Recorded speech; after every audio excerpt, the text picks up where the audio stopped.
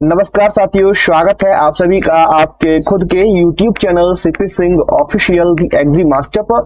मेरा नाम चंद्र प्रकाश कुशवाहा है और आज मैं एक बार फिर से उपस्थित हूं आपके समक्ष UP board class 10th agriculture का एक और नया अध्याय लेकर के, अध्याय संख्या 6 को। अध्याय संख्या 6 की जो टाइटल है वह रहेगा निम्न फार्म की फसलों की खेती, और इसमें भी हम आज बात करने वाले हैं धान की खेती के बारे में, राइस कल्टीवेशन के बारे में, पेडी कल्टीवेशन के बारे में। तो धान की खेती कैसे की जाती है इसके बारे में आज हम अध्ययन करेंगे, और ये जो लेक्चर है बड़ा ही मजेदार होने वाला है स्टूडेंट्स के लिए भी और हमारे किसान भाई हैं उनके लिए भी। देखिए दोस्तों, ये जो चैप्टर है हमारा, चाहे आप क्लास 10th में हो, 11th में हो, 12th में हो, बीएससी एग्रीकल्चर में हो, सभी जो भी क्लासेस हैं उनके लिए महत्वपूर्ण है। लेकिन इसे हमने डिजाइन किया है, तैयार किया है कक्षा 10 के, तो कक्षा 10 जो है हमारी क्लास 10th जो है इसे मद्देनजर रखते हुए। लेकिन टेंशन मत लीजिए, बीएससी एग्रीकल्चर में जो आपको पढ़ाया जाएगा वही चीजें यहाँ पर इंक्लूड की गई हैं। ठीक, देखिए आगे बढ़ने से पहले एक आपसे गुजारिश रहेगी, यदि आप चैनल पर पहली बार आए हैं तो चैनल को सब्सक्राइब करने के बाद में वीडियो को शेयर कर दीजिए अपने मित्रों के साथ में। फिर हम आगे बढ़ते हैं। देखिए दोस्तों, धान जो है भारत की खाद्य सुरक्षा की आधारशिला है। क्या है? आधारशिला, बेस है। भारत की खाद्य सुरक्षा जो है, फूड सिक्योरिटी जो है, उसका एक बेस है। देश के कृषि जो परिदृश्य है इसमें इसे एक विशेष स्थान प्राप्त है, महत्वपूर्ण स्थान जो है प्राप्त है। देखिए दोस्तों, यह ना केवल देश की विशाल आबादी के लिए मुख्य भोजन का स्रोत है, बल्कि लाखों किसानों के लिए आजीविका का साधन है। देखिए दोस्तों, लाखों किसान जो हैं इससे कल्टीवेट करते हैं, देन बेचते हैं और अपनी लाइफ को रन करते हैं, यानी अपनी जीविका को चलाते हैं, अपने जीवन का व्यापन करते हैं। उत्तर प्रदेश भारत का सबसे अधिक धान उत्पादक राज्य होने के नाते इस फसल के महत्व को दर्शाता है, यानी कि इस फसल का जो सिग्निफिकेंस है, इंपोर्टेंस है, इसको शो करता है हमारा यूपी। देखिए दोस्तों, उत्तर प्रदेश में धान की खेती मुख्य रूप से खरीफ के मौसम में की जाती है, और उत्तर प्रदेश से सटे हुए जो भी राज्य हैं वहां पर भी, जैसे बिहार है हमारा, पंजाब भी है और भी अन्य हैं जो हमारे उत्तर प्रदेश से सटे हुए हैं, वहां पर ज्यादातर खरीफ के मौसम में ही धान की खेती जो है वो की जाती है। और अगर आप साउथ की तरफ चले जाएंगे, दक्षिण भारत में चले जाएंगे, तो वहां पर आपको रबी और खरीफ दोनों सीजन में धान की खेती देखने को मिल जाएगी। देखिए, उत्तर प्रदेश में 14 लाख हेक्टेयर से अधिक क्षेत्र में इसकी खेती की जाती है, और राज्य का अनुकूल जलवायु और मिट्टी की स्थिति जो है धान की खेती के लिए उपयुक्त वातावरण जो है प्रोवाइड करती है। यहाँ पे पिक्चर देख सकते हैं जिसके माध्यम से आपको बताया जा रहा है किस प्रकार से किसान जो है धान की नर्सरी जो होती है, पेड़ी की नर्सरी जो होती है, उसे ट्रांसप्लांट करते हैं। ट्रांसप्लांट करने के लिए आप देख सकते हैं 2 से 3 जो सीडलिंग होती है पर हिल लगाई जाती है, यानी एक जगह हम जहाँ पौधा लगा रहे हैं वहां 2 से 3 पेड़ हम एक साथ लगाते हैं, जिससे एक पेड़ हमारा डैमेज होता है, नष्ट होता है, तो एक पेड़ जो है बचा हुआ वहां पर उस जगह को कवर कर ले। देखिए, अब बात करते हैं हम लोग बॉटनिकल डिस्क्रिप्शन यानी वानस्पतिक विवरण के बारे में। तो बॉटनिकल डिस्क्रिप्शन में हम बात करेंगे सबसे पहले वानस्पतिक नाम की। ओराइजा सटाइवा जो है इसका बॉटनिकल नेम या वानस्पतिक नाम या वैज्ञानिक नाम होता है। क्या होता है? Oryza sativa. स्पेलिंग देख लीजिएगा, ऐसी ही स्पेलिंग लिखनी है और हाथ से लिखने के बाद आपको यहाँ अंडरलाइन करनी है। और हम यहाँ पे गलती कर चुके हैं, इसे हमने बोल्ड और इटैलिक नहीं किया है, तो ये हमारी फॉल्ट है, तो इसके लिए माफी चाहेंगे। लेकिन आपको बता रहे हैं जब भी आप हाथ से लिखें, पेन से लिखें, तो इसे दोनों शब्दों को अंडरलाइन कर दीजिएगा अलग अलग। पहला कैपिटल से स्टार्ट होता है, दूसरा स्मॉल से स्टार्ट होता है, इससे लिखने की कुछ खासियत है। और हिंदी में कोई मैटर नहीं होता है, लेकिन हिंदी में भी अंडरलाइन आपको करनी पड़ेगी, शब्दों का कोई मैटर नहीं होता है यहाँ पे। कॉमन नेम की बात करें तो धान, चावल, पेड़ी इसे कहते हैं। अब बात करते हैं परिवार के बारे में, इसकी फैमिली क्या है। तो घास की जो फैमिली है ना, पोएसी, इसी से यह बिलोंग करता है। पोएसी परिवार का यह सदस्य है। क्रोमोसोम संख्या की अगर बात करें तो गुणसूत्र संख्या, क्रोमोसोम संख्या इसमें 2n=24 पाई जाती है, 24 गुणसूत्र संख्या होती है। ठीक, अब बात करते हैं पॉलिनेशन या परागण की। तो परागण इसमें स्वपरागण होता है, सेल्फ पॉलिनेशन होता है। ठीक, इन प्रोसेस जो है पुष्पक्रम जो है यहाँ पेनिकल टाइप का आपको देखने को मिल जाता है। फ्रूट का टाइप अगर बात करें तो कैरियोप्सिस टाइप का फ्रूट होता है यहाँ पर। देन ओरिजिन सेंटर की बात करें तो देखिए, हमारे जो प्राचीनतम ग्रंथ है, ऋग्वेद हमारा एक प्राचीनतम ग्रंथ है, आचार्य पराशर द्वारा रचित एक कृषि संग्रह ग्रंथ है। और कृष्ण जी और सुदामा जी का संवाद है, जहाँ सुदामा जी कृष्ण जी के लिए चावल ले गए थे। अस्त्रापुर की खुदाई से कुछ हमें ऐसे अवशेष प्राप्त हुए हैं जिनके माध्यम से हमें पता चलता है कि चावल जो है पुराने या प्राचीनतम जो हमारा समय है उसी समय से अस्तित्व में है। यानी कि हस्तिनापुर में अगर हम बात करें तो एक समय की बात थी जब जो हमारी द्रौपदी जी थी, पांचाली जो थी, वन में थी, यानी पांडवों को वनवास दिया गया था। तो दुर्योधन जो था उन्होंने दुर्वासा ऋषि जो थे उन्हें भोजन कराने के बाद कह दिया था कि हम हमारे छोटे भाइयों को भी अपनी सेवा का मौका दें। तो दुर्वासा ऋषि जो थे वह भी मतलब जो पांडव वन में थे तो वहां पर गए थे। अब वहां पर क्या था, वन में पांचाली होती, उन्होंने चावल बनाए थे, चावल हो गए थे खत्म, चावल बनाए थे, चावल हो गए थे खत्म, सभी पांडवों ने खा लिया था, पांचाली ने भी सेवन कर लिया था, मात्र एक चावल जो था बचा हुआ था। और देखिए दोस्तों, उस समय हुआ क्या था कि चावल जो थे खत्म हो चुके थे, लेकिन उसी समय दुर्वासा ऋषि जी भी आ रहे थे। तो पांडवों ने कृष्ण जी को याद किया, वासुदेव को याद किया, तो वासुदेव जी वहां गए थे, एक चावल बचा हुआ था, उस चावल को कृष्ण जी ने खाया, और दुर्वासा ऋषि जो थे उनके साथ में जो भी ऋषि थे वो भी उस चावल को खा करके तृप्त हो गए थे। यानी कि कृष्ण जी ने चावल को खाया तो उनका पेट भी फुल हो गया था, जो ऋषि थे दुर्वासा ऋषि थे उनका पेट भी फुल हो गया था। क्योंकि कृष्ण जी को इसलिए आना पड़ा था क्योंकि अगर दुर्वासा ऋषि को भोजन नहीं मिला तो वो श्राप दे देते थे, यानी थोड़ी थोड़ी बात पर भी वो श्राप दे देते थे, यानी बहुत गुस्सैल आदमी थे। इसलिए कृष्ण जी को आना पड़ा पांडवों को दुर्वासा ऋषि के श्राप से। ठीक, तो आप देख सकते हैं हमारे प्राचीनतम जो ग्रंथ थे उनके अवशेष जो है बताते हैं कि जो चावल है प्राचीनतम समय से ही अस्तित्व में है, यानी भारत। और इन्हीं जो अवशेष हैं, इन्हीं के अवशेषों के आधार पर जो इतिहासकार है, पुरातत्ववेत्ता हैं, उन्होंने धान का उत्पत्ति स्थल जो है भारत को माना है। इसीलिए हम कह सकते हैं कि धान का उत्पत्ति स्थल, ओरिजिन सेंटर जो है भारत है, इन ग्रंथों के आधार पर। ठीक, देखिए दोस्तों, कुछ और वैज्ञानिक हुए थे, उनके अनुसार अगर हम बताने की कोशिश करें, देखिए यहाँ पर डी कैंडोले और बार्ट हुए थे। डी कैंडोले और बार्ट जो थे, डी कैंडोले 1886 में हुए थे, बार्ट जो थे 1892 में हुए थे। इन्होंने बताया था कि दक्षिण भारत ही वह स्थान है जहां खेती वाले धान या चावल की उत्पत्ति हुई थी। तो इनके अनुसार हम कहें तो दक्षिण भारत जो है हमारा, साउथ इंडिया जो है हमारी, वह धान की जो है ओरिजिन सेंटर मानी जाती है, खेती वाला धान जो है उसकी। देखिए दोस्तों, एक और वैज्ञानिक हुए थे जिनका नाम बेबीलो थे। बेबीलो 1926 के दौरान हुए थे। तो इनके अनुसार अगर हम बात करें तो भारत और बर्मा, ये दो स्थान उन्होंने बताए थे जो खेती वाला धान है, चावल है, उसका उत्पत्ति स्थल, सेंटर ऑफ ओरिजिन इनके अनुसार हमारा भारत और बर्मा है।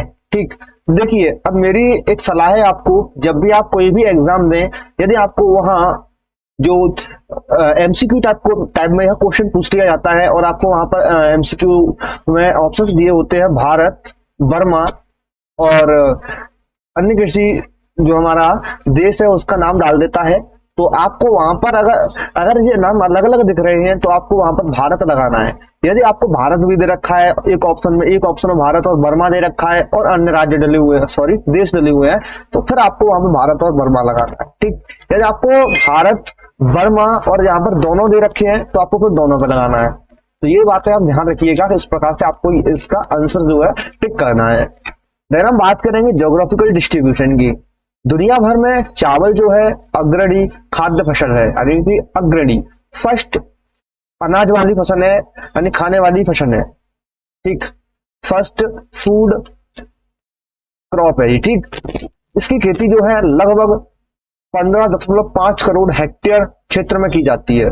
दुनिया की बात हो रही है ये, तो दुनिया में उत्पादन जो है 59.6 करोड़ टन होता है। ये दुनिया का उत्पादन है प्रत्येक वर्ष का। इतने करोड़ हेक्टेयर में खेती की जाती है और इतना हमें मतलब धान का उत्पादन प्राप्त होता है। ठीक, क्षेत्रफल उत्पादन के मामले में यह गेहूं के बाद दूसरे स्थान पर आता है। गेहूं जो है पहले स्थान पर आता है क्षेत्रफल उत्पादन दोनों में। ठीक, और ये जो है दूसरे स्थान पर आता है। अब थोड़ी सी आगे और बात कर लेते हैं। चावल जो है, चावल के प्रमुख देश हैं जो उसे उगाते हैं, उनमें जापान, ब्राजील, चीन, Bharat, Indonesia, Bangladesh, Vietnam, Thailand, Myanmar, Philippines शामिल है। और जबकि भारत में सभी राज्यों में किया जाता है। ठीक, लेकिन कुछ राज्य स्पेशल हैं, अग्रणी हैं, उनमें आंध्र प्रदेश, बिहार, उत्तर प्रदेश, मध्य प्रदेश, पश्चिम बंगाल शामिल है। पश्चिम बंगाल और उत्तर प्रदेश में चावल का उत्पादन सबसे अधिक किया जाता है। प्रति हेक्टेयर औसत पैदावार जो है पंजाब की सबसे अधिक है चावल की। ठीक, एक हेक्टेयर में सबसे ज्यादा जो औसत पैदावार हमें पंजाब में देखने को मिलती है। इतनी पैदावार एक हेक्टेयर में हमें पंजाब में देखने को मिल जाती है, 3340 किलोग्राम, जबकि अन्य राज्यों में यह कम रह जाती है। जबकि हम जो हमारा पश्चिम बंगाल के कुछ एरिया है उस धान का कटोरा वगैरह कहते हैं तो वहां पर भी कम रह जाती है। ठीक, तो चलिए दोस्तों, इकोनॉमिक इंपोर्टेंस यानी आर्थिक महत्व क्या है इसे भी हम लोग देख लेते हैं। अभी चावल की खेती खाद्यान्न के लिए भूमि के उपयोग का सबसे बड़ा उदाहरण है। विश्व भर में कुल 600 मिलियन टन चावल उत्पादित होता है। एशिया में यहाँ तक कि 90% चावल का उत्पादन होता है। एशिया जो हमारी 90% चावल उत्पादित करके देती है, कल्टीवेट करके देती है, प्रोड्यूस करके देती है, जबकि 10% में बाकी बचे हुए कॉन्टिनेंट, सब कॉन्टिनेंट वगैरह आते हैं। चावल के उत्पादन क्षेत्र से केवल 6 से 7% चावल जो है वही निर्यात किया जाता है। और चावल की खेती के लिए जो कृषि योग्य भूमि है ना, वह 11% क्षेत्र को कवर करती है। ये पूरे विश्व की जो भूमि है, कृषि योग्य भूमि है, उसका 11% है। यानी जो पूरे विश्व की भूमि है ना, कृषि वाली, एग्रीकल्चर जो लैंड है पूरे विश्व की, दुनिया की, ग्लोब की, तो उसका जो 11% क्षेत्र है, उतने में केवल चावल कल्टीवेट किया जाता है। यह पृथ्वी पर सबसे महत्वपूर्ण आर्थिक गतिविधि मानी जाती है। दुनिया के गरीब लोगों में चावल खाने और उगाने वाले लोग सबसे अधिक हैं। और आगे की चीज आप पढ़ ही सकते हैं, क्या लिखा है। देन हम आगे बढ़ते हैं जलवायु के लिए। देखिए जलवायु कैसे चाहिए होती है धान की खेती के लिए। तो टेम्परेचर, जो नॉर्मल टेम्परेचर है पूरे लाइफ टाइम, वह 16 से 30 डिग्री जो सेल्सियस है, इतने के बीच में हो तो अच्छा है। इतने जो हमारा टेम्परेचर है इतने के बीच में रहेगा तो हमारा चावल जो है अच्छी तरीके से ग्रो करेगा। अब रेनफॉल की बात करते हैं। 100 से 200 सेंटीमीटर रेनफॉल जो है चाहिए होती है धान को। अब बात करते हैं हम लोग सोइंग टेम्परेचर की, यानी बुवाई के दौरान टेम्परेचर क्या होना चाहिए। तो बुवाई के दौरान 20 से 30 डिग्री सेल्सियस का टेम्परेचर होना चाहिए। ये जो है नर्सरी लगाने का टेम्परेचर भाई, जब हम नर्सरी लगाते हैं तो उस समय जो टेम्परेचर होना चाहिए वह 20 से 30 डिग्री सेल्सियस होना चाहिए। इसके बाद हार्वेस्टिंग के टाइम पे जो टेम्परेचर रहना चाहिए वह 16 से 27 रहना चाहिए। ठीक, अब बात करते हैं मिट्टी की। तो इस फसल को मिट्टी की अलग अलग किस्मों में, जिनमें पानी सोखने की क्षमता कम होती है, यानी कि जहां वाटर लॉगिंग कंडीशन अच्छी रहती है, यानी कि जहां जल जमाव की जो सुविधा हो, यानी ऐसी भूमि जहां जल जो है भरा रह सके, जल्दी ही ड्रेन ना हो, जल्दी ही लीच ना हो, यानी कि जमीन में जल्दी ही सूखे ना, जल्दी ही जो है इवोपरेट ना हो। तो ऐसी सॉइल जो है वो अच्छी मानी गई है धान की खेती के लिए। जिनका पीएच 5 से 9.5 के बीच में हो, ठीक है, ऐसी सॉइल जिनका पीएच 5 से 9.5 के बीच में हो, वहां हम धान उगा सकते हैं। धान की पैदावार के लिए रेतीली से लेकर गाढ़ी मिट्टी, जो गढ़ीली मिट्टी होती है ना, गढ़ीली मिट्टी तक, और गाढ़ी से चिकनी मिट्टी तक, जिसमें पानी सोखने की क्षमता कम होती है, इस फसल के लिए अच्छी मानी जाती है। यानी कि जो मिट्टी पानी कम सोखती है, ऐसी मिट्टी इसके लिए बढ़िया है। ऐसी मिट्टी जब वो खराब रहती है, जहां पानी जल्दी सूख जाता है, जल्दी खत्म हो जाता है, जल्दी सूख जाता है, ठीक, तो ऐसी में हम धान नहीं कर सकते, क्योंकि धान में चाहिए होता है पानी भरा हुआ, जल भराव चाहिए होता है उसमें। तो अगर हमारी सॉइल में पानी जो है होल्ड करने की कैपेसिटी नहीं होगी तो वहां हम धान कल्टीवेट नहीं कर सकते हैं। वाटर होल्डिंग कैपेसिटी जो है सॉइल की अच्छी होनी चाहिए, तो हम यहाँ धान कल्टीवेट कर सकते हैं। अब बात करते हैं कुछ प्रसिद्ध किस्में एवं पैदावार उनकी। देखिए यहाँ जया दे रखी है, ये छोटे कद की एक अच्छी किस्म है और अधिक उपज देने वाली किस्म है। और गर्दन तोड़ एक रोग होता है, उसके प्रति रोधक होती है और 142 दिनों में पक करके तैयार हो जाती है। ठीक है, इसके दाने बड़े और लंबे होते हैं। इसकी औसतन पैदावार जो है 26 क्विंटल प्रति हेक्टेयर, सॉरी एकड़ देखी गई है, हेक्टेयर नहीं है। ठीक है, देन चकिया 59 किस्म है, गोविंद है। ये किस्म जो है पंतनगर द्वारा विकसित की गई है। जो हमारी पंतनगर में कॉलेज है जीवी गोविंद वल्लभ पंत जो है ना, वहां से यह ओरिजिनेटेड है, डेवलप है। यह 105 दिनों में तैयार हो जाती है कटाई के लिए। देन इंद्रसन है, महसुद है, मजहेरा 3 है, नगीना 22 है और नरेंद्र 1 व नरेंद्र 2 धान है। ठीक, देन हमारा पंत धान 6 है, साकेत 4, T9, BL धान, BL 206, ऊसर 1।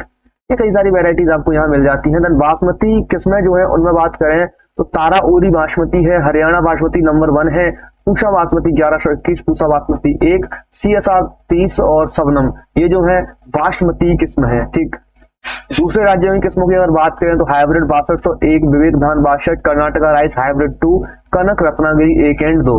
तो ये जो है हमारी अन्य राज्यों की किस्में हैं। तो यहाँ मैंने आपको जो प्रमुख किस्में हैं, प्रसिद्ध किस्में हैं, उनके बारे में बताया, उनकी पैदावार जो है उनके बारे में भी बता दिया है। ठीक, अब हम बात करते हैं आगे क्या हेडिंग है हमारी। तो आगे हेडिंग है जमीन की तैयारी।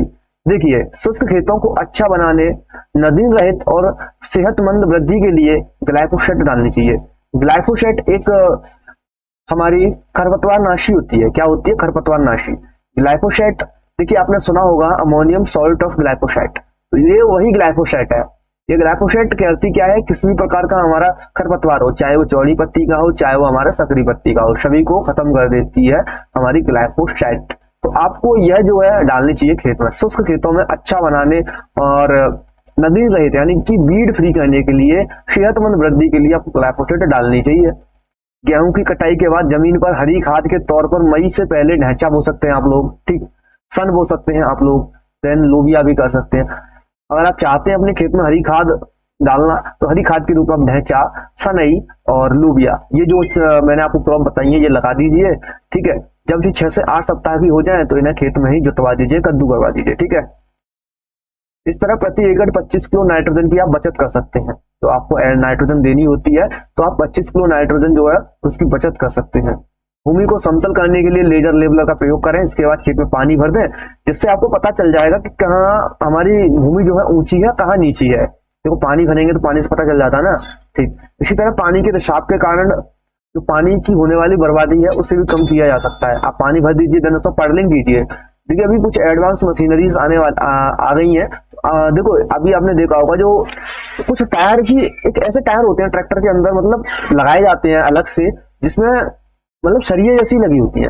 वो करती क्या है, खेत में चलती रहती है, मतलब ट्रैक्टर से हम चलाते हैं खेत में, तो वह खेत में जो होता है ना एक तरह से गाढ़ा बनाते हुए चलती है, पानी भरे हुए खेत में चलाते हैं उसे हम। तो इससे होता क्या है कि जो भी छिद्र थे ना हमारी मिट्टी के अंदर वह रुक जाते हैं, वह वहां पे बंद हो जाते हैं, जिससे पानी का रिसाव जो है ना वो कम हो जाता है, ठीक। तो इसे पडलिंग बोलते हैं।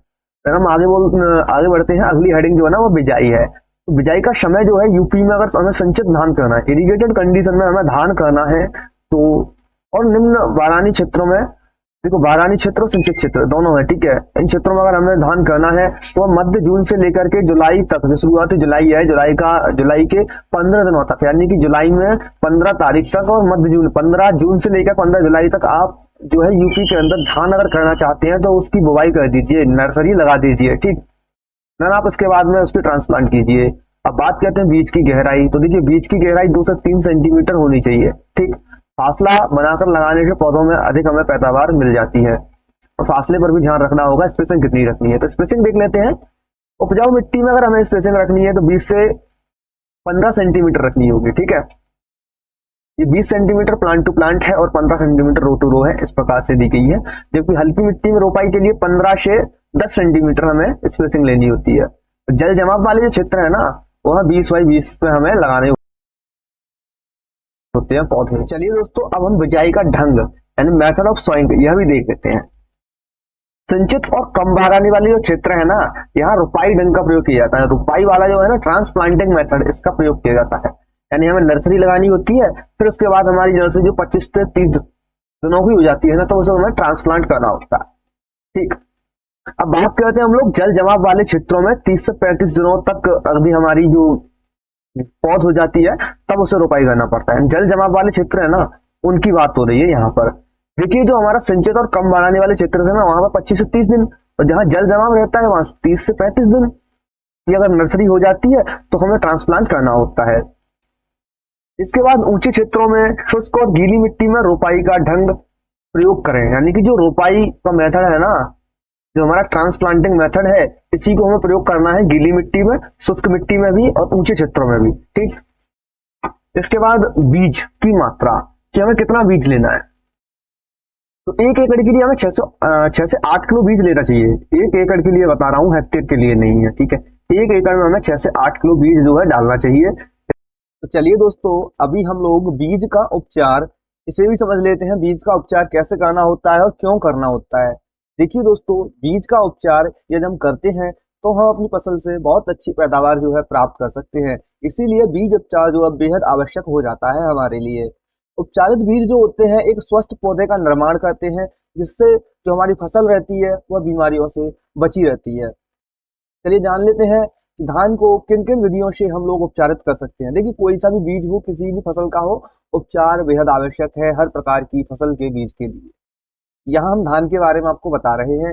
रासायनिक उपचार है सबसे पहला मेथड। तो रासायनिक उपचार या केमिकल ट्रीटमेंट किस प्रकार से करते हैं चलिए देख लेते हैं।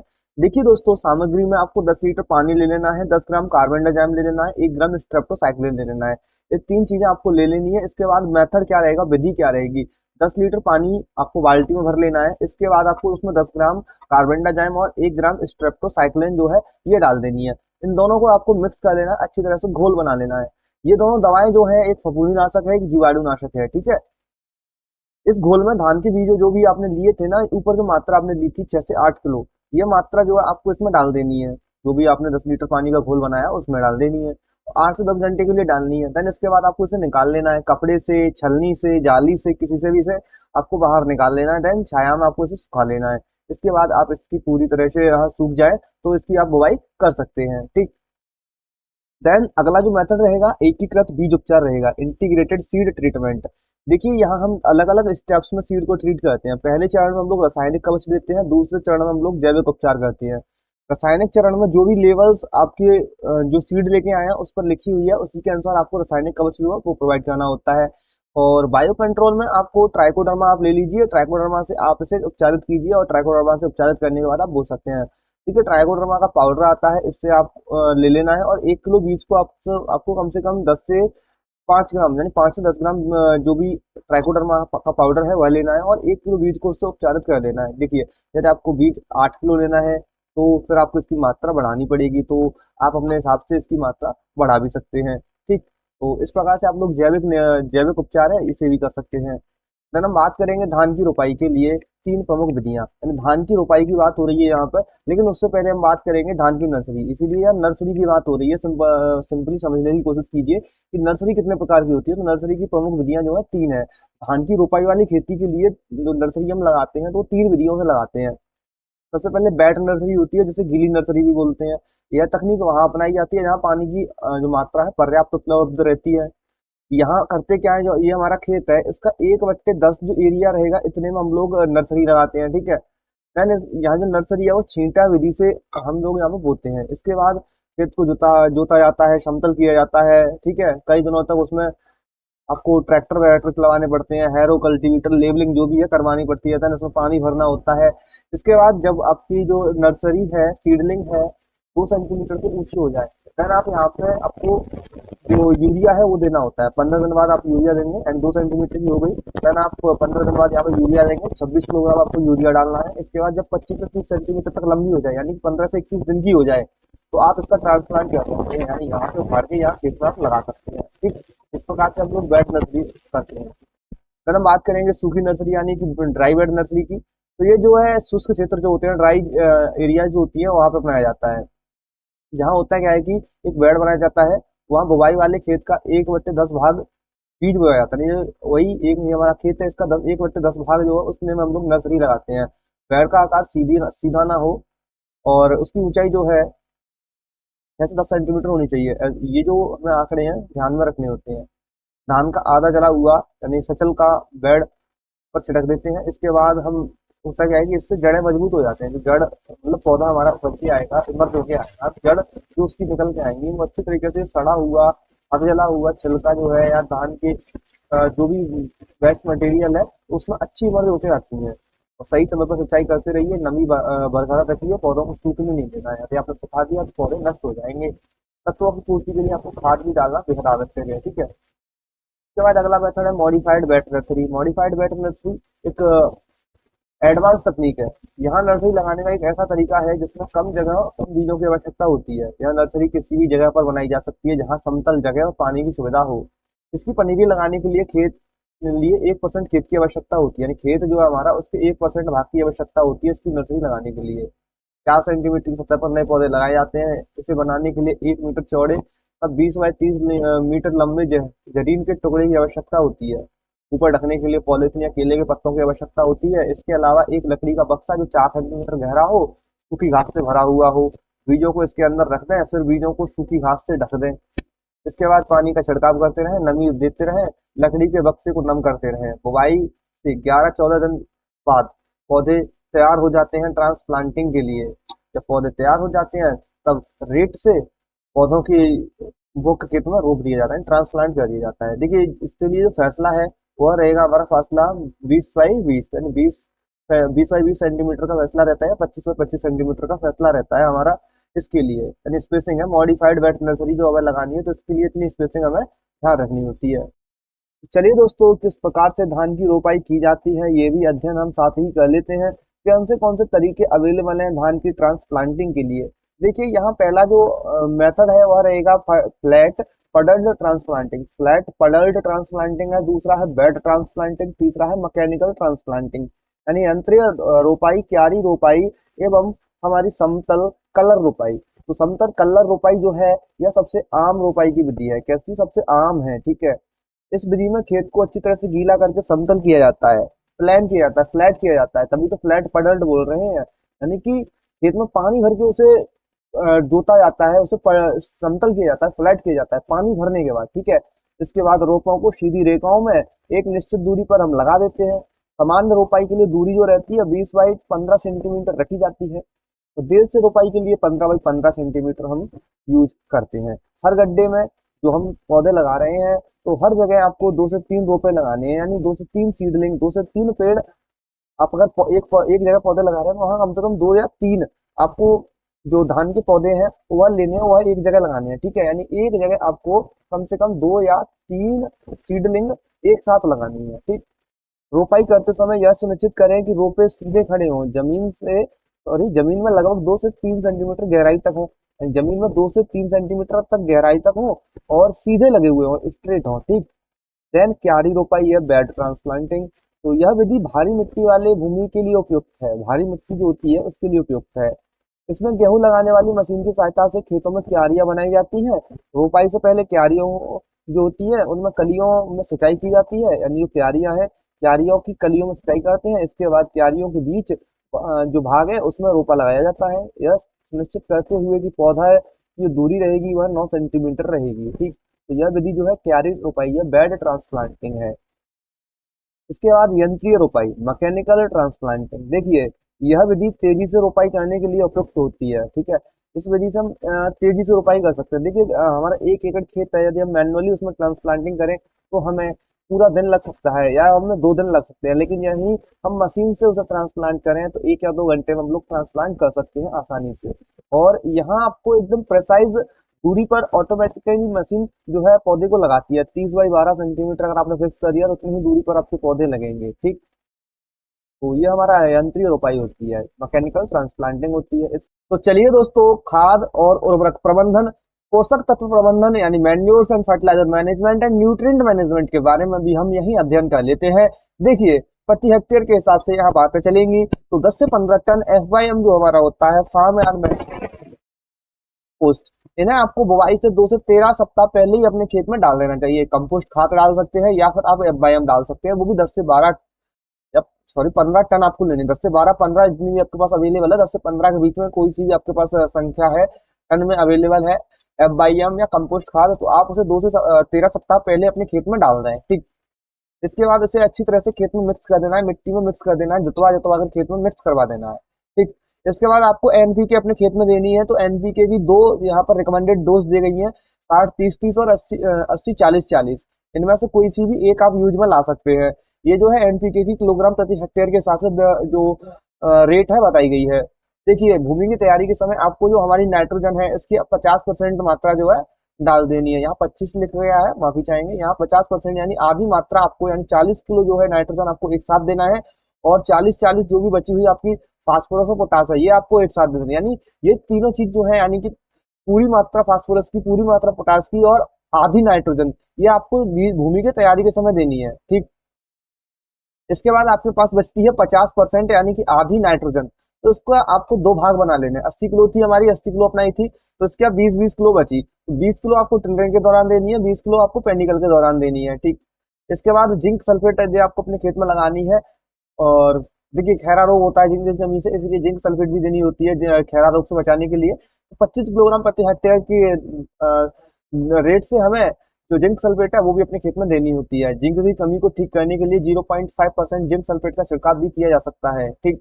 लोह आयरन की कमी है तो इसके लिए आपको 0.5% फेरस सल्फेट जो पर्ण स्प्रे द्वारा नियंत्रित किया जा सकता है। यदि आयरन की कमी है आपकी फसल में तो आप ये स्प्रे कर सकते हैं फेरस सल्फेट को अपने खेत में। अब बात आती है खरपतवार नियंत्रण की। खेत में रोपाई से 2 से 3 दिन बाद खरपतवार नाशक के तौर पर इनमें से कोई सा भी एक जो केमिकल है आप इस्तेमाल कर सकते हैं। ब्यूटाक्लोर 50 EC और इसकी जो रेट रहेगी 1200 ml प्रति एकड़ रहेगी। और थियो बेकार रहेगी तो इसकी 50 EC रहेगी 1200 ml, ठीक है। पेंडामेथिलीन आप यूज कर सकती हैं पेंडामेथलिन 30 EC, इसकी रेट रहेगी 1000 ml प्रति एकड़ के हिसाब से। प्रेटिलाक्लोल ले सकते हैं, इसकी 600 ml रहेगी। तो इनमें से आप कोई सा भी एक केमिकल ले लीजिए, खरपतवारनाशी ले सकते हैं। ये जो है प्री इमरजेंस हर्बिसाइड है सारे के सारे, इनमें से कोई सा भी एक ले लीजिए। और जो आपका होता है ना, रेतिया होती है, यानी जमुना का रेत, चंबल का रेत, किसी भी नदी का रेत है रेतिया, जिसमें हम खेत में जो हमारे घर वगैरह होते हैं उनसे चिराई करवाते हैं, वही रेतिया, वही रेत ले लेना है। और इसमें आपको 60 किलो रेत लेना है 1 एकड़ के लिए। उसमें आपको ये जो दमा है, मतलब इनमें से कोई सा भी एक केमिकल या रसायन ले लीजिए, उसको उसमें मिक्स कीजिए अच्छी तरह से। और आपके खेत में 4 से 5 सेंटीमीटर गहरा खड़ा पानी होना चाहिए, तो आपको अपने खेत में से छिटकाना है, आपको अपने खेत में इसका ब्रॉडकास्ट कर देना है। तो ब्रॉडकास्ट कर दीजिए। इससे होगा क्या कि जो भी धान धान की फसल में नदीम थे, हर बीड्स जो थे, खरपतवार जो थे अंकुरित होकर आ रहे थे, वह वही नष्ट हो जाएंगे। ठीक, इसके बाद चौड़ी पत्ती के जितने भी खरपतवार हैं उनके समाधान के लिए आप मैट सल्फ्यूरॉन का इस्तेमाल कर सकते हैं। मैट सल्फ्यूरॉन 20 WP, इसका इस्तेमाल कर सकते हैं 20 से 25 दिन बाद, बुवाई के 20 से 25 दिन बाद, यानी रोपाई हमने की है, ट्रांसप्लांटिंग की है, उसके 20-25 दिन बाद की बात हो रही है। 30 ग्राम प्रति एकड़ हिसाब से इसकी रेट लेनी होती है। 150 लीटर पानी में इसका घोल बना लेना होता है। इसके बाद आपको खेत में छिड़काव करना होता है। हाँ, एक बात और ध्यान रखिए, खेत में आपके में खड़ा पानी ना हो, पानी जो भी है उसे खेत से बाहर निकाल दीजिए, तब इसका छिड़काव कीजिए। फिर 2 दिन बाद या 1 दिन बाद फिर से सिंचाई कर सकते हैं। ठीक, इसके बाद सिंचाई की बात करें तो जब भी आपने पनीरी लगाई है तो आपको 2 सप्ताह तक तो अच्छी तरह से अपने खेत में पानी जो है खड़े रहना देना है। जब सारा पानी सूख जाए फिर 2 दिन बाद आपको, मतलब 2 दिन का आपको गैप देना है, 2 दिन बाद फिर से अपने खेत में पानी दे देना है, फिर से आपको खेत में उसी तरीके से पानी रखना है, खड़ा रखना है। और हाँ, एक बात और ध्यान रखिएगा, 10 सेंटीमीटर से ज्यादा पानी आपको खेत में नहीं देना है। 10 सेंटीमीटर तक की ऊंचाई में आपको पानी अपने खेत में रखना है। ठीक है, नदीनों को निकालने से पहले आपको अपने खेत से पानी निकालना होगा, देन आप यहाँ से बीड्स को रिमूव कर सकते हैं। और भी एक्टिविटीज अगर आप करना चाहते हैं तो वो अपना सकते हैं। ठीक, इसके बाद आपको फिर से सिंचाई कर सकते हैं। और पकने से 15 दिन पहले आपको सिंचाई बंद कर देनी होगी, जिससे फसल को आप आसानी से काट सके। ओके, तो इतने काम आपके हो सके हैं सिंचाई तक। ठीक, अब बात आती है पौधों की देखभाल की। कोई कीट, कोई बीमारी हमारी फसल को नुकसान तो नहीं पहुंचा रही है, तो कुछ हानिकारक कीट है, उनकी रोकथाम है यहाँ पर। देखिए, जड़ की सुंडी एक कीट है, एक जड़ छेदक कीट है। जड़ छेदक कीट है, इसकी उपस्थिति का पता जड़ की जो फसल होती है ना, फसलों की जड़ों और पत्तियों के नुकसान से लगाया जा सकता है। ये सफेद बिना पैरों वाले ग्रेनू यानी ग्रुप्स मुख्य रूप से जड़ों को खाते हैं। ये जो कीड़े होते हैं, जड़ की सुंडी जो है, ये जड़ को खाती है। इससे पौधे पीले पड़ जाते हैं, उनकी वृद्धि रुक जाती है और कम ही तने बन पाते हैं। जो टिलर्स होते हैं उनकी संख्या बहुत ज्यादा कम रह जाती है। यदि खेत में जड़ छेदक का प्रकोप है, आपके में जड़ की सुंडी का प्रकोप है, तो आप इनमें से कोई सा भी एक रसायन का इस्तेमाल कर सकते हैं। कार्बेरल, फोरेट और कार्बोफ्यूरन, इनमें से देखो, कार्बन 4G और जो 10G है 3G, इनमें से कोई सा भी यूज कर सकते हैं। ये प्रति एकड़ के हिसाब से आपको रेट दी गई है। ठीक, ये कीट होता है, आप यहाँ पे देख लीजिए। देन पौधे का टिड्डा, ये पौधे का टिड्डा है। ठीक, धान के पौधे का टिड्डा। देखिए, इन कीटों का फसल के ऊपर हमला जो है खड़े पानी वाले या वर्षा पर निर्भर क्षेत्र दोनों में ही देखा जा सकता है। इनकी मौजूदगी का अंदाजा जो है बूटों के ऊपर जो भूरे रंग में तब्दील होने और पौधों की जड़ों में नजदीक शहद जैसी बूंदों की मौजूदगी से लगता है। जो पौधों की जड़ें होती है ना, उसके नजदीक आपको शहद जैसी कुछ बूंदें दिखेंगी। ठीक, और जो भी आपके पौधे उपज कर आए हैं, उनकी पत्तियां होंगी, आप आपको भूरे रंग के कुछ धब्बे से भी दिखेंगे, तो आप इससे पहचान कर सकते हैं। यदि इसका हमला दिखे तो डाइक्लोरवाश 126 ml या कार्बारल 400 ग्राम को 250 लीटर पानी में मिलाकर स्प्रे कर दें, या इमिडाक्लोप्रिड का इस्तेमाल कर सकते हैं। और जो दवा दे रखी है इनका इस्तेमाल कर सकते हैं आप लोग। एंड पत्ता लपेट सुंडी किस प्रकार की विजिबल होती है। ठीक, ये सुंडी जो है पत्ते को लपेट देती है। देखिए, ये क्या करती है, इन बीमारियों के कीटाणुओं का फसल के ऊपर उच्च नमी वाले क्षेत्रों में और खास तौर पर जिन इलाकों में धान की पैदावार लगातार की जा रही है, वहां ज्यादा देखने को मिलता है। इस कीटाणु का लार्वा पत्तों को लपेट देता है और बूटे के तंतुओं को खा जाता है। ठीक, इसके हमले के बाद पत्तों में सफेद धारियां हमें देखने को मिलती हैं। यदि इसके हमले के लक्षण दिखाई दे रहे हैं तो फसल के ऊपर कारटाप, एक कारटाइप हाइड्रोक्लोराइड नामक रसायन होता है, 170 ग्राम, या आप इसकी जगह ट्राइजोफॉस 350 ml या 1 लीटर क्लोरोपाइरीफॉस का इस्तेमाल कर सकते हैं। 100 लीटर पानी में मिक्स करके प्रति एकड़ के हिसाब से छिड़काव कर दीजिए। देन हमारे पास अगली जो कीट रहेगा, राइस स्पा रहेगा। ये राइस स्पा है, ये देख सकते हैं किस प्रकार का कीट है।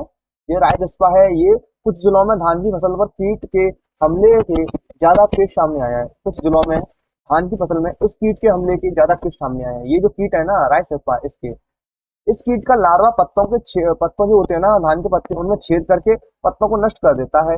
इसके हमले से इसके हमले के बाद जो पत्ते होते हैं ना, उन पर सफेद धारियां उभर आती हैं, सफेद सफेद कुछ लाइंस देखने को मिलती हैं इसके हमले के बाद में। ये लाइंस आप देख रहे हैं ना, कुछ कुछ सफेद सफेद ऐसी। यदि इसका हमला आपको दिखाई दे रहा है तो आप इसका अगर रोकथाम करना चाहते हैं तो यहाँ आप रोकथाम कर सकते हैं। पैराथियन या किनल फॉस, पैराथियन 120 ml ले लीजिए, या फिर आप किनल फॉस ले सकते हैं 25 cc 400 ml, या क्लोरोपाइरीफॉस 1 लीटर को 100 लीटर पानी में घोल लीजिए। इसके बाद प्रति एकड़ के हिसाब से छिड़काव कर दीजिए, नष्ट हो जाएगा।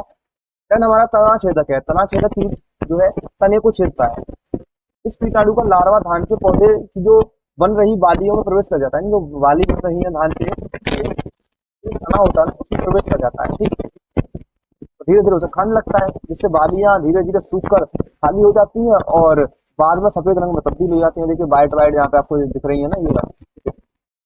यदि उसके हमले के लक्षण दिखाई दे रहे हैं तो आप फसल में कार टाइप हाइड्रोक्लोराइड 170 ग्राम या ट्राइजोफॉस 350 ml या क्लोरोपाइरीफॉस मतलब 100 लीटर पानी में आपको 1 लीटर क्लोरोपाइरीफॉस है, इसका इस्तेमाल घोल बना करके इस्तेमाल कर सकते हैं। ओके, देन कुछ बीमारियां हैं, उनका रोग है। ये है ब्रड रोग, ठीक, या झुलस रोग। झुलस रोग के कारण पत्तों के ऊपर तिरछे धब्बे हो जाते हैं। धब्बे आप देख सकते हैं, जो कि अंदर से सलेटी रंग के होते हैं, बाहर से भूरे रंग के दिखाई देते हैं। इससे फसल की बालियां गल जाती हैं और उसके दाने गिरने शुरू हो जाते हैं। जिन क्षेत्रों में नाइट्रोजन का बहुत ज्यादा प्रयोग किया जाता है वहां यह बीमारी अत्यधिक देखने को मिलती है। इसका हमला दिखने पर जिनेब 500 ग्राम 200 लीटर पानी में घोल के प्रति एकड़ के हिसाब से स्प्रे कीजिए, कंट्रोल मिल जाएगा। देन कर्नाल ब्रंट ये वाली बीमारी है। ठीक है, कर्नाल ब्रंट ये लाभ की शुरुआत पहले बालियों के कुछ दानों में होती है। यानी जो कर्नल ब्रंट है ना, कर्नाल ब्रंट जो है हमारी, ये बीमारी जो है हमारी, इसकी जो शुरुआत है पहले बालियों के कुछ दानों पर होती है और इससे क्षतिग्रस्त होने के बाद, इससे ग्रसित होने के बाद दाने बाद में काले रंग का चूरा बना जाओ। देखिए नेक्स्ट है हमारी कर्नाल ब्रंट। कर्नाल ब्रंट जो बीमारी है ये शुरुआती पहली बालियों में कुछ दानों पर होती है। ठीक है, इससे ग्रसित दाने बाद में काले रंग का चूरा बना लेते हैं, काले रंग में तब्दील हो जाते हैं, एकदम राख जैसी बन जाती है।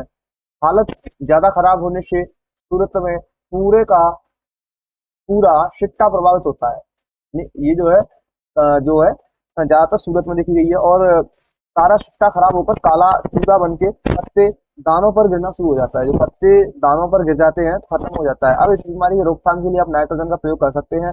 जब फसल 10% बालियां निकल जाए, यानी फसल में आपको 10% बालियां निकल आए, तब टिल्ट एक केमिकल है, टिल्ट 25 cc 200 ml पानी में 200 ml जो है लेकर के 200 लीटर पानी में मिला लीजिए। 10 दिनों के अंतराल पर इसका स्प्रे करते रहिए, आपको इससे निदान मिल जाएगा।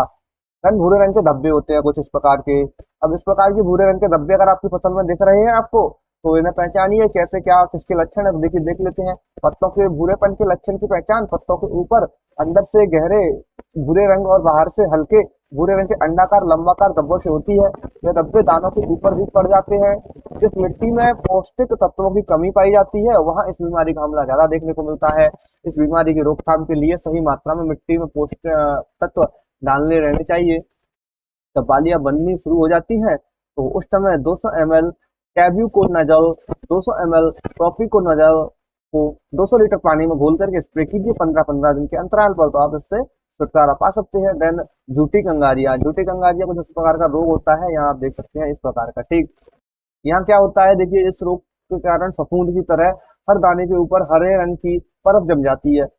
ये जो है उच्च नमी, ज्यादा वर्षा और बादलवाई हालातों में यह बीमारी फैलने का खतरा बढ़ जाता है। नाइट्रोजन के कारण नाइट्रोजन जो हम ज्यादा यूज करते हैं ना, उससे भी इसका खतरा ज्यादा बढ़ जाता है। इसकी रोकथाम के लिए जब बालियां बनने शुरू हो जाए तो उस समय आपको 500 ग्राम कॉपर ऑक्सीक्लोराइड 200 लीटर पानी में मिला करके आपको 10 दिनों के अंतराल पर स्प्रे करना होता है। या आप टिल्ट ईसी जो है ना 25 cc, इसका 200 ml लेकर के 200 लीटर पानी में घोल बना लीजिए, इसका स्प्रे कीजिए, इससे भी निदान मिल जाएगा आपको। तने का झुलसा, ये तने का झुलसा है दोस्त। क्या है तने का झुलसा? तने का झुलसा पत्तों की परत के ऊपर सलेटी रंग के जामुनी रंग की धारी वाले धब्बे पड़ जाते हैं।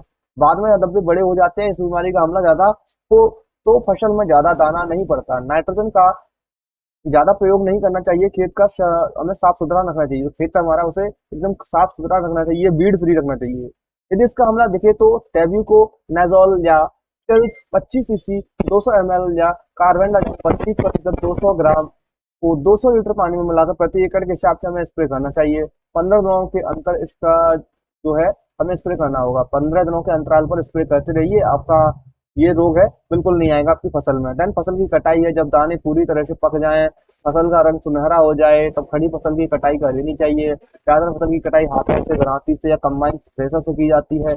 काटी गई फसल के बंडल बना के उन्हें छांटा जाता है, दानों से बालियों को अलग कर दिया जाता है। दानों को बालियों से अलग करने के बाद उसकी छटाई की जाती है। then कटाई के बाद धान की कटाई के बाद जो भी पैदावार हमें मिलती है, देखिए उसका क्या करना होता है, कटाई पिटाई सफाई सुखाना करने के बाद में गोदाम में रखना होता है। आप उसे बेच भी सकते हैं। ठीक, देखिए अगर आपका स्टोर आपने किया है, वहां पे कोई कीट है, तो उससे बचाने के लिए आप नीम के पाउडर का इस्तेमाल कर सकते हैं। 10 किलोग्राम दानों के लिए 500 ग्राम नीम पाउडर का इस्तेमाल कर सकते हैं। स्टेर किए गए दानों को कीट के हमलों से बचाने के लिए 30 ml पेंडामेथिलिन का, सॉरी मेलाथियान, पेंडामेथिलिन नहीं है दोस्त, मेलाथियान है। मेलाथियान 50 ईसी को 3 लीटर पानी में घोल करके आप इसका छिड़काव करना प्रारंभ कर दीजिए, जिससे आपको स्टोर किए आपने जो धान किया है वहाँ कुछ कीटों का हमला जो होता है वह नहीं देखने को मिलेगा।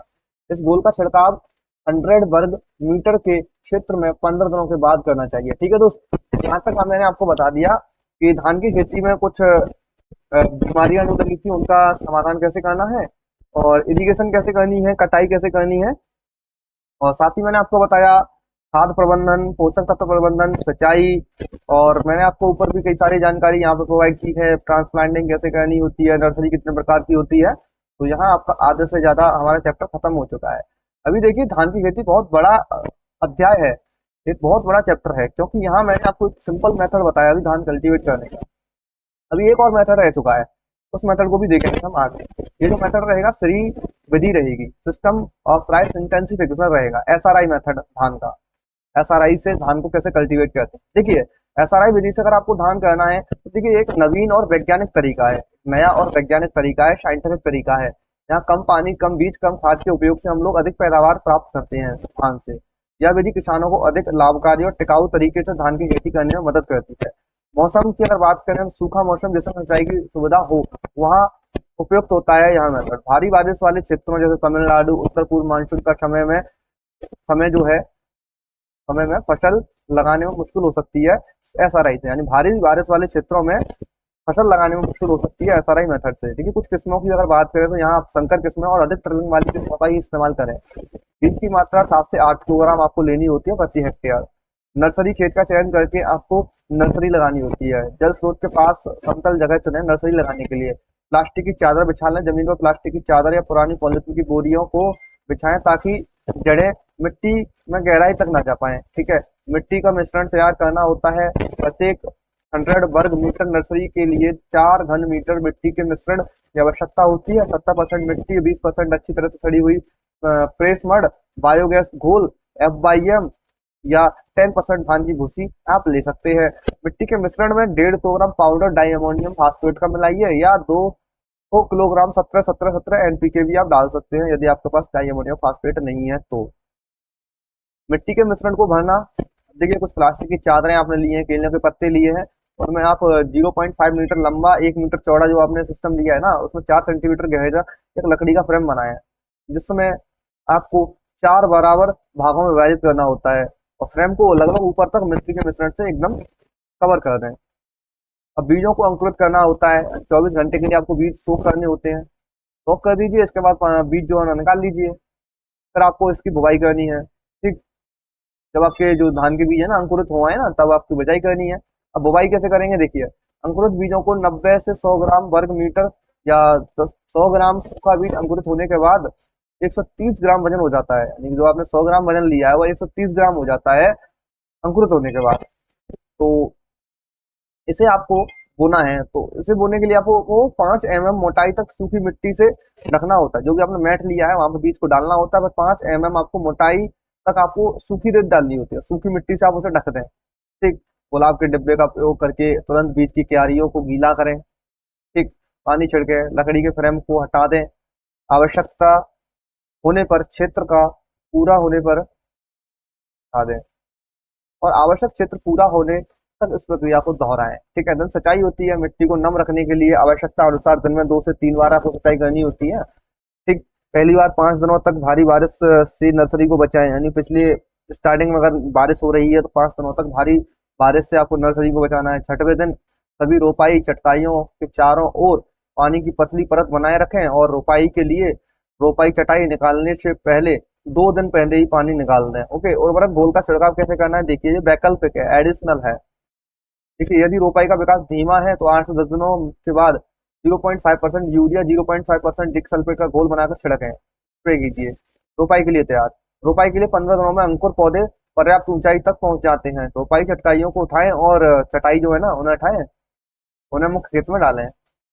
मुख्य खेत की तैयारी, मेन फील्ड प्रिपरेशन जो है रोपाई के लिए ट्रांसप्लांटिंग, 15 दिन पुराने एकल रोपा सीडलिंग जो है ना, और 25 बाई 25 का चौकोर रोपण। रोपाई के 7 से 10 दिन बाद बीज की खाली जगहों को भरें और रोपाई के 30 मिनट के अंदर ही पौधों को निकाल कर रोपाई करें, यानी आधे घंटे के अंदर ही आपको रोपाई करनी है। आप वहां से मैट उठा के लाए, चटाई उठा के लाए, तो आपको आधे घंटे के अंदर ही सारा जो है ट्रांसप्लांटिंग करनी है। और 7 से 10 दिन के बीच में आपको जो भी खाली जगह है, जो भी आपके पौधे खत्म हो चुके हैं, यहाँ आपने पौधे लगाए थे खत्म हो चुके हैं, उन्हें ट्रांसप्लांट कर दें, रीट्रांसप्लांट कर दें, यानी खाली जगह को भरते। 25 से 30 सेंटीमीटर का आपको यहाँ पे चौकोर रोपण करना है, यानी कि ये आपको स्पेसिंग रखनी है 25 बाई 25 की। और 15 दिन पुराने एकल रोपा सीडलिंग का आपको यहाँ पे इस्तेमाल करना है, 15 दिन की सीडलिंग का। सिंचाई प्रबंधन की अगर बात करें इरिगेशन मैनेजमेंट की, तो शुरुआती 10 दिनों तक सिर्फ मिट्टी को नम रखें, ज्यादा सिंचाई नहीं करनी है। मिट्टी मिट्टी जो है हमारी, उसमें हल्की दरारें बनने के बाद सिंचाई को दोबारा शुरू करें, लेकिन पानी की गहराई अधिकतम 2.5 सेंटीमीटर रखें। यह स्थिति तब तक बनाए रखें जब तक कि धान की बालियां निकलना शुरू ना हो जाएं। बालियां निकलने के 1 दिन बाद पानी सूख जाने दें। फिर आपको सिंचाई की गहराई को बढ़ाकर 5 सेंटीमीटर कर देना है, 5 सेंटीमीटर कर देना है, 2.5 से 5 कर देना है। अब देखिए, खरपतवार नियंत्रण के लिए आपको रोटरी वीडर, कॉर्नो वीडर का इस्तेमाल कर सकते हैं। खरपतवारों को दबाने के लिए, मिट्टी को हवादार करने के लिए 7 से 10 दिन के अंतराल पर आप 10-15 दिन बाद दोनों दिशाओं, कतार और कतार जो भी बोल सकते हैं हम, वहाँ वीडर आगे पीछे करके चला सकते हैं। देन पोषक तत्व प्रबंधन है, न्यूट्रिएंट मैनेजर। रोपाई वाले धान के जैसा ही है, जो मैंने आपको ऊपर बताया ना वैसे ही है। नाइट्रोजन प्रबंधन में लीफ कलर चार्ट एलसीसी के इस्तेमाल का ज्यादा फायदा है। और एलसीसी के जरिए नाइट्रोजन प्रबंधन जो है ना, N management, leaf curl chart के स्रोत, यानी कि लीफ कर्ल कलर चार्ट है ना, एक तरीके का ऐसा मेथड है जिससे हम लोग पता लगा सकते हैं कि कब हमें क्या देना है, नाइट्रोजन देनी है, कौन सा मतलब उर्वरक कब देना है, तो इससे हमें ये पता चल जाता है। तो आप इस्तेमाल कर सकते हैं इस चार्ट का, ठीक। से नाइट्रोजन डालने का सही समय जो है ना वो निर्धारित हो जाता है। रोपाई वाले धान में 14 दिन, यानी डीएटी लिखा है ना, डे आफ्टर ट्रांसप्लांटिंग, और सीधी बुआई वाले में 21 डे, यानी कि 21 डेज आफ्टर सोइंग से साप्ताहिक अंतराल पर निरीक्षण करते रहे। बालियां निकलने पर, जब आपके परीक्षण हो जाए ना, बालियां निकलने तक हर हफ्ते निरीक्षण दोहराते रहे, यानी आपको निरीक्षण करते ही रहना है, ठीक है, जब तक बालियां निकल नहीं आती तब तक। ऊपर से तीसरे, पूरी तरह से खिले हुए पत्ते को सूचक पत्ते के रूप में देखें, उसका रंग चार्ट के रंगों में से मिलाएं, यानी जो आपके प्लांट का रंग है उसे चार्ट के रंगों से मिलाएं। सुबह के 8 से 10 बजे पत्तों का रंग देखें, यानी सुबह के 8 से 10 के बजे तक आपको पत्तों का रंग देखना है, इसके बाद नहीं देखना है। 10 जगहों पर जाकर निरीक्षण करें, एक ही जगह से निर्णय ना लें, 10 जगह 10 प्लांट को मतलब चेक कीजिए, फिर आप निर्णय लीजिए। कम नाइट्रोजन प्रतिक्रिया वाली किस्मों में व्हाइट पॉनी के लिए जो हमारा एलसीसी का महत्वपूर्ण मान 3 है, और अन्य किस्मों के लिए 4 है, ठीक है। अन्य किस्में जो भी संकर हैं और अवैसी हैं उनके लिए 4 है, और हमारी नाइट्रोजन प्रतिक्रिया वाली किस्मों के लिए, कम नाइट्रोजन प्रतिक्रिया वाली किस्मों के लिए 3 है। जब 10 से 6 निरीक्षण महत्वपूर्ण मान से कम रंग दिखाते हैं, तब सूखे मौसम में 35 किलोग्राम नाइट्रोजन प्रति हेक्टेयर और गीले मौसम में 30 किलोग्राम नाइट्रोजन प्रति हेक्टेयर प्रतिवार खेत में डाल सकते हैं। और हरी खाद, खेत की खाद जो भी है ना, और इस पद्धति में धान की वृद्धि, पैदावार बढ़ाने में मदद मिलेगी। हरी खाद और खेत की खाद डालने से इस पद्धति में धान की जो पैदावार है उसमें वृद्धि हमें देखने को मिलेगी। तो यहाँ तक मैंने आपको बताया एसआरआई से कैसे करते हैं। एसआरआई में आप एलसीसी का इस्तेमाल कर सकते हैं, लीफ कलर चार्ट का इस्तेमाल कर सकते हैं, ठीक है। और खरपतवार प्रबंधन के लिए रोटरी वीडर का इस्तेमाल करेंगे। सिंचाई आपको 10 दिनों में सिर्फ मिट्टी को नम रखना है, शुरुआती 10 दिनों में बात हो रही है। फिर उसके बाद आपको 2.5 सेंटीमीटर आपको पानी की ऊंचाई रखनी है। इसके बाद 5 बढ़ा दीजिए जब आपके खेत में बालियां निकल आए तब। और भी चीजें मैंने आपको बताई है ऊपर, वो आप ध्यान रखिए। फिर नीचे आते हैं आनुवांशिक रूप से संशोधित धान, जेनेटिकली मॉडिफाइड राइस। देखिए यह एक प्रकार का धान है जिसे कृषि कार्यों के लिए आनुवंशिक रूप से बदला गया था। धान के जीनोम को आमतौर पर जीन गन का उपयोग करके, जीन गन एक मेथड होता है जिसके थ्रू हम बायोटेक्नोलॉजी की हेल्प से और जेनेटिक इंजीनियरिंग की हेल्प से जेनेटिकली मॉडिफाइड जो प्लांट है या ऑर्गेनिज्म उनका जो डेवलपमेंट है या उनका निर्माण है वो करते हैं। ठीक है। देखिए जो जीन गन का उपयोग करके कण बमबारी या अधिक सामान्य प्रक्रिया एग्रोबैक्टीरियम मध्यस्थता परिवर्तन के माध्यम से संशोधित किया जाता है। धान के पौधों के लिए डीएनए को आनुवंशिक रूप से बदलकर उन्हें हर्बिसाइड प्रतिरोधी, कीट प्रतिरोधी बनाया जाता है। जेनेटिकली मॉडिफाइड ऐसे प्लांट होते हैं, यानी अब बात होगी जेनेटिकली मॉडिफाइड राइस की, या तो हम वहाँ उसकी जो डीएनए है उसमें छेड़छाड़ करके उसे हर्बिसाइड से प्रतिरोध कर दें, यानी कि जो कोई भी हम उसमें कीट मतलब खरपतवार नाशी डालेंगे उससे उस पर कोई इफेक्ट नहीं पड़ेगा। कीट प्रतिरोधी बनाते हैं, कोई भी कीट यदि उसे खाएगा तो मर जाएगा। ठीक है। या उसे हम लोग ड्रॉट टॉलरेंट बना सकते हैं, सूखे में भी वह अच्छी तरह से खड़ा रह सकता है। तो ये चीजें हम उसमें ऐड कर सकते हैं, या उसमें हम न्यूट्रेंट ऐड करवा सकते हैं, कोई बाहरी जीन उसमें ऐड मतलब ऐड कीजिए जिससे उसका न्यूट्रेंट कंटेंट जो है ना वह सुधर जाए। ठीक है। अब देखिए आगे बात करते हैं, आनुवंशिक रूप से बदले गए धान के पौधों में खूबियां हो सकती हैं। तो हर्बिसाइड रेसिस्टेंसी आपको उसमें देखने को मिल सकती है, पेस्ट रेसिस्टेंसी और पोषण मूल्य में वृद्धि आपको देखने को मिल सकती है। तो फ्रेंड्स इस प्रकार से हमारा यह अध्याय जो है फिनिश होता है। यहाँ हमने राइस कल्टीवेशन को अच्छी तरह से भली प्रकार से पढ़ लिया है, और जितना कंटेंट हमारे यूपी बोर्ड क्लास 10th में पूछा जाएगा वो हमने पूरा कवर कर लिया है। यहीं से क्वेश्चंस बनेंगे आपके, यदि यह जो क्रॉप है आपके एग्जाम में आई तो। ज्यादातर लॉन्ग आंसर्स जो है हमारे लॉन्ग आंसर टाइप क्वेश्चंस जो है वहाँ ये जो क्रॉप है आपको देखने को मिल जाएगी। और ये पूरा मतलब यहाँ पे मैंने आपको कंटेंट जो दिया है ना ये नहीं आने वाला। वहाँ आपसे डायरेक्टली क्वेश्चन पूछ सकता है कि एसआरआई मेथड को समझाइए, धान की एसआरआई मेथड को समझाइए, या आपसे पूछ सकता है कि आपको दो वैरायटीज लिखनी है। ठीक है। और आपको इसका खरपतवार प्रबंधन लिखना है, सिंचाई लिखनी है, और भी कुछ दो चार पॉइंट डाल देगा, उसके बेहा पर आपको क्वेश्चन पुट कर लेगा कि ये जो मैंने आपको पॉइंट पूछे हैं इनके बेहा पर आप धान की खेती को समझाइए। तो आप उसके मतलब वो जो हेडिंग है ना उनके हिसाब से खेती को समझा सकते हैं। ठीक है दोस्तों। तो friends thank you for watching this video. Okay. और यदि आपको वीडियो अच्छी लगी हो ना तो चैनल को सब्सक्राइब कर लीजिए, वीडियो को शेयर कर दीजिए अपने मित्रों के साथ में। और हाँ, ये हमारी ईमेल आईडी है, ये हमारी वेबसाइट है, और ये हमारा टेलीग्राम चैनल है, ये इंस्टाग्राम है, ये यूट्यूब है। तो इन पर जाकर के भी आप हमें सपोर्ट कर सकते हैं हमारे और डीपली अगर हमसे आप कनेक्टेड होना चाहते हैं, जैसे कि इंस्टाग्राम पर आप हमसे कनेक्टेड होंगे तो डीपली कनेक्टेड रहेंगे। टेलीग्राम पर आपको पीडीएफ मिल जाती है, वेबसाइट पर भी आपको पीडीएफ मिल जाएंगी, और ईमेल आईडी से आप हमसे कोई भी क्वेरी है आपकी पूछ सकते हैं। और यूट्यूब तो आपके लिए है ही, कंटेंट आपको वीडियो लेक्चर्स यूट्यूब पर प्रोवाइड किए जा रहे हैं। तो फ्रेंड्स सब्सक्राइब कर लीजिए चैनल को वैल्यूएबल इंसाइट एंड गाइडेंस के लिए एग्रीकल्चर एंड एजुकेशन में। Okay. Like comment and share your love for our channel. अब मिलेंगे आपसे नेक्स्ट वीडियो में, तब तक के लिए जय हिंद जय भारत।